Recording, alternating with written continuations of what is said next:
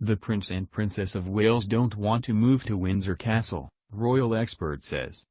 After the Queen's death in September, it was thought they'd move their family of 5 from the 4-bedroom Adelaide cottage to the castle relatively quickly. When Prince William, Kate Middleton, and their 3 children Prince George, Princess Charlotte, and Prince Louis moved into Adelaide Cottage in Windsor the first weekend of September, they were still known as the Cambridge Five, a nod to William and Kate's Duke and Duchess of Cambridge titles, which they'd held since their 2011 wedding day, and had no idea that, within a week, their entire universe would be turned upside down. Within a week of their move, William and Kate became the Prince and Princess of Wales following the death of the Queen on September 8, the same day that George, Charlotte, and Louis started school at Lambrook, and the expectation was that they would leave the relatively modest, 4-bedroom Adelaide cottage for nearby Windsor Castle sooner rather than later. It has now been nearly 6 months since their move, and Her late Majesty's passing, and, the Daily Express reports, there are no plans for the Wales Five, as they're now known, to uproot for the more palatial castle down the road. The outlet reports that the family are happy where they are and don't want to move to Windsor Castle, where the Queen spent the later years of her life, alongside husband Prince Philip. Royal expert Camilla Tominey appeared on This Morning, where she spoke about royal properties and how they work. The Waleses don't want to move into Windsor Castle because they're actually quite happy in Adelaide Cottage, which, by comparison, is modest accommodation, she says. Not by comparison to us, but by comparison to royal accommodation. Inside the cottage, Kate and William's sofa is traditional with clean lines, which lends it a regal look, says Deepa Sagar, an interior designer and decorator who founded and runs Area Decor LLC. The whole space comes alive with a splash of red and floral tossed cushions, which add warmth. It's formal yet inviting and makes the perfect spot from which the couple can air interviews. Maida Sagar says Adelaide Cottage works well with William and Kate's hope to give their 3 children as normal of an upbringing as possible, and offers a sense of privacy, as opposed to Kensington Palace in the heart of London, where the family lived previously. The estate holds on to the original porch, Maida Sagar says.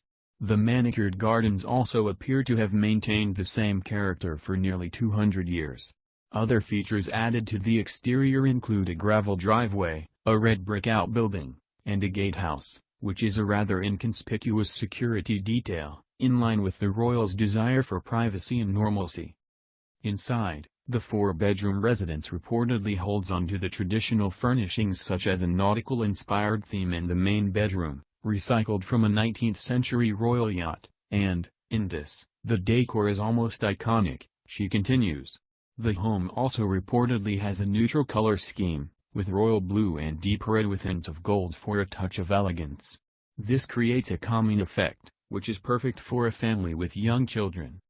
Of the apartment at Kensington Palace, which the family retained and uses primarily for official duties, and their country home, Anmer Hall, on the Sandringham estate, Adelaide Cottage is smaller in comparison with the family's other 2 homes and yet again represents a desire to bring up the children in an ordinary manner, while still ensuring they remain rooted in the royal history, Maida Sagar says.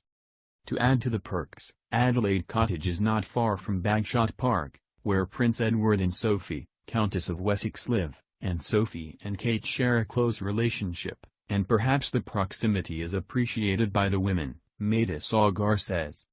If the Waleses are happy, we're happy.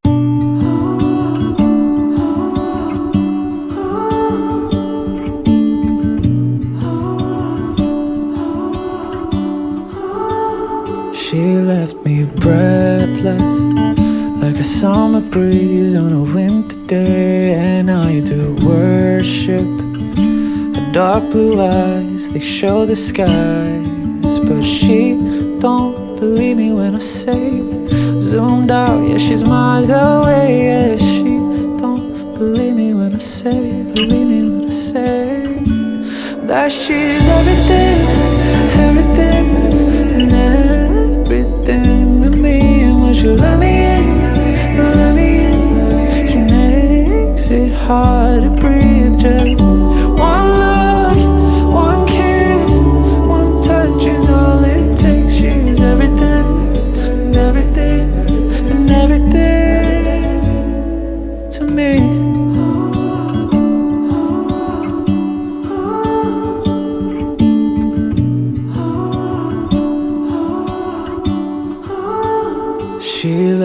me speechless, like an empty book, like a swallowed truth. And I keep wishing that she'd understood that she's beautiful, but she don't believe me when I say zoomed out, yeah, she's miles away.